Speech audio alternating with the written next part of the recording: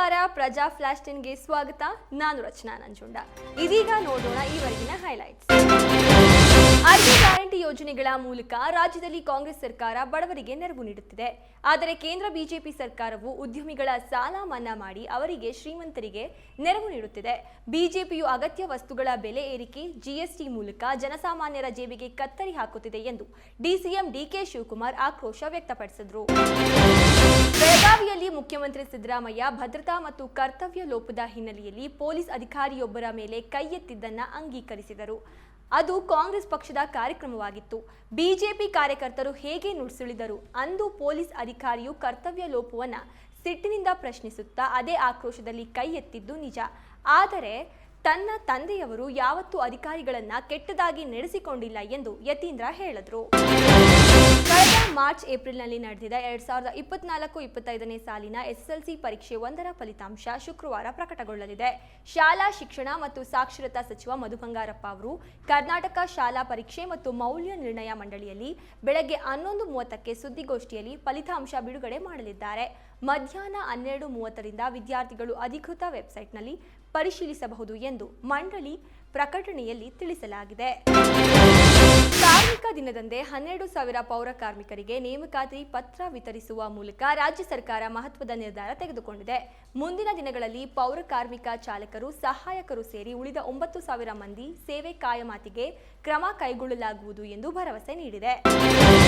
ಪ್ರಹ್ಲಾದ್ ಜೋಶಿಯವರೇ, ನೀವು ಮತ್ತು ಮೋದಿಯವರು ನಿರಂತರವಾಗಿ ಬೆಲೆ ಏರಿಕೆ ಮಾಡುತ್ತಲೇ ಮಾಡಿ, ಆದರೆ ಅದರ ಹೊಣೆ ನಮ್ಮ ಮೇಲೆ ಹೊರಿಸಲು ಯತ್ನಿಸುತ್ತಿದ್ದೀರಿ.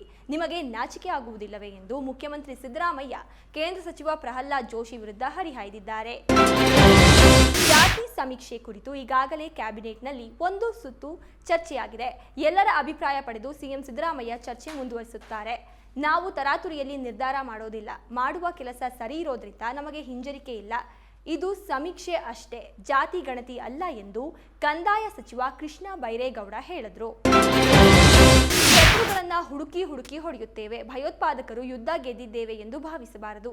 ಈ ಹೋರಾಟ ಅಭಿಭಾಕಿಯೇ ಎಂದು ಕೇಂದ್ರ ಗೃಹ ಸಚಿವ ಅಮಿತ್ ಶಾ ಗುಡುಗಿದ್ದಾರೆ. ಭಯೋತ್ಪಾದಕರು ಎಲ್ಲೇ ಅಡಗಿದ್ದರೂ ಹುಡುಕಿ ಹೊಡೆಯುತ್ತೇವೆ.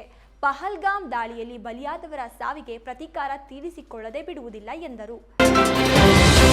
ಇಸ್ರೇಲ್ ಇದೀಗ ಡಬಲ್ ಸಂಕಷ್ಟಕ್ಕೆ ಸಿಲುಕಿದೆ. ಒಂದು ಕಡೆ ಕಳೆದ 1.5 ವರ್ಷದಿಂದ ಸತತವಾಗಿ ಯುದ್ಧ ನಡೆಸುತ್ತಿದೆ.